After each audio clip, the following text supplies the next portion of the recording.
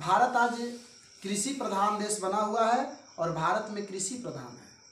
World में इसे जाना जाता है कि चीन के बाद भारत का ही नंबर कृषि में आता है। क्षेत्रफल के दृष्टि से भारत का विश्व में 7वां स्थान और जनसंख्या की दृष्टि से दूसरा स्थान है।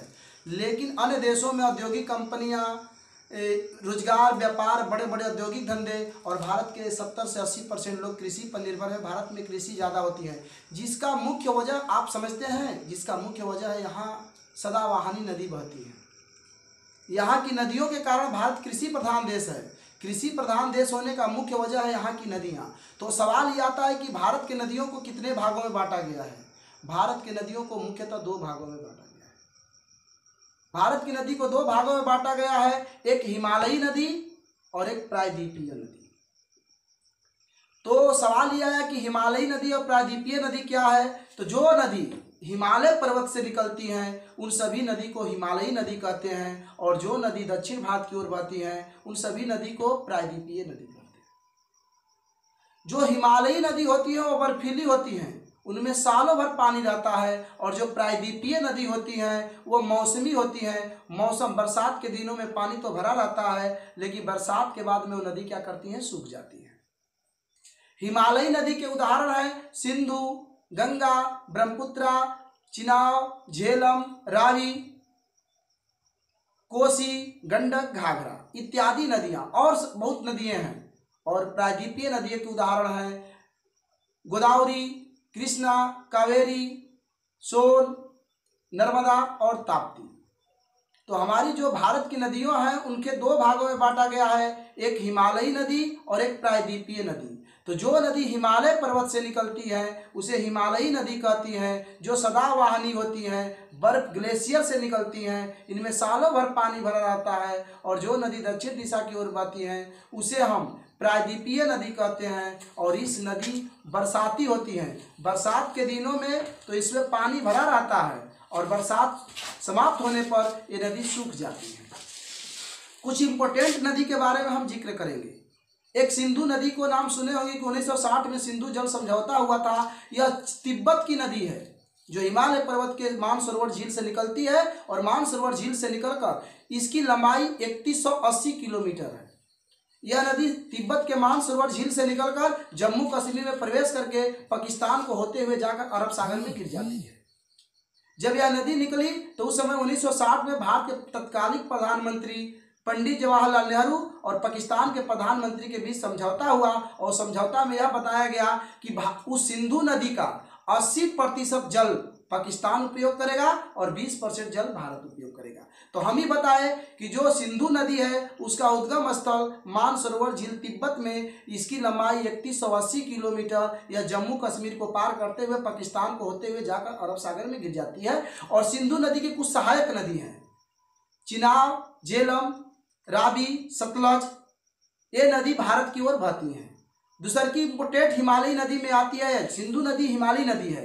दूसर की हिमालयी नदी में आती है गंगा नदी, जो गंगोत्री, हिमालयी पर्वत के गंगोत्री से निकलती है, और गंगोत्री से निकलने के बाद उत्तराखंड के गोमुख से होते हुए उत्तर प्रदेश, बिहार को 2 भागों में बांटते हुए पश्चिम बंगाल को होते हुए जाकर बंगाल की खाड़ी में गिर जाती है। और बंगाल की खाड़ी में जब गिरती है तो यह सबसे पहले इस गंगा नदी की लंबाई 2525 किलोमीटर है, और गंगा नदी में इलाहाबाद के पास, प्रयाग के पास एक नदी आकर मिलती है जिसका नाम है सरयू नदी, जमुना नदी। और सरयू नदी जब मिलती है गंगा में, तो गंगा में मिल जाती है इसकी सबसे बड़ी, पूछता है प्रश्न में कि गंगा की सबसे बड़ी सहायक नदी क्या है, तो सरयू नदी गंगा की सबसे बड़ी सहायक नदी है। और गंगा की लंबाई 2525 किलोमीटर है, और गंगा को उत्तर भारत का सबसे लंबी नदी अर्थात भारत की सबसे लंबी नदी कहा जाता है। इस नदी की बहुत सहायक नदियां हैं। पूछ देगा प्रश्न में कि गंगा नदी की दक्षिण दिशा से सहायक नदी सबसे कौन है, तो जो बिहार में डिहरी आन सोन नदी आती है, सबसे लंबी सहायक नदी है। और गंगा नदी के उत्तर से आती है कोसी, गंडक, घाघरा, जो नेपाल से बहकर आती है, ये भी बर्फीली नदी है।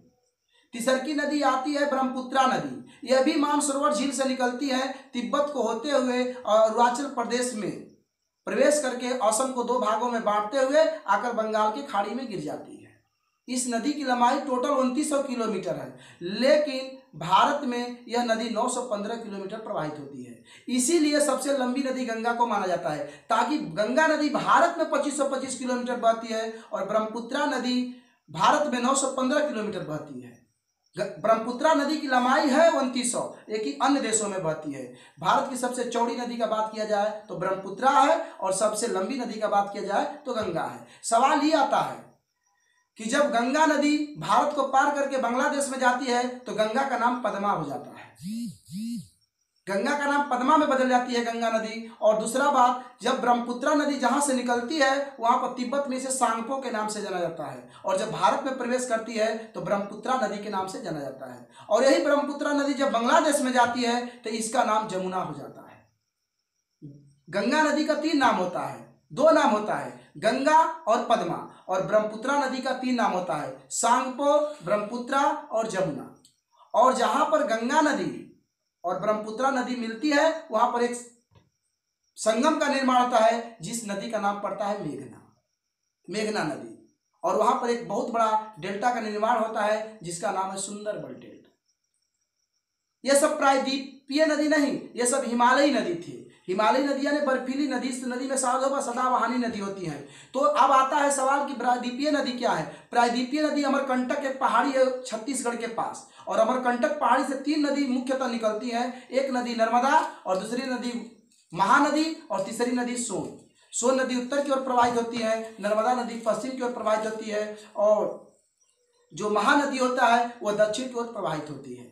इसके बाद और अनेक दक्षिण भारत की नदियां प्रायद्वीपीय नदी हैं, कावेरी नदी है, गोदावरी नदी है, कृष्णा नदी है, नर्मदा नदी है। नर्मदा के दक्षिण में एक नदी आती है, उसका नाम है ताप्ती नदी। ये दोनों नदियां पश्चिम की ओर बहती हैं, नर्मदा और ताप्ती। ये नर्मदा और ताप्ती नदी के बीच में एक पर्वत आता है जिस पर्वत का नाम है सतपुड़ा पर्वत।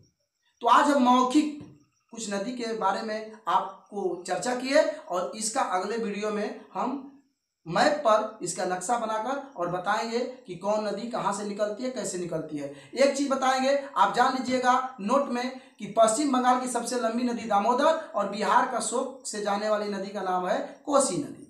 कोसी नदी को बिहार का शोक कहा जाता है। तो इसको हम अगले वीडियो में आपको इसका वीडियो देंगे, और अभी ये सब लेक्चर था।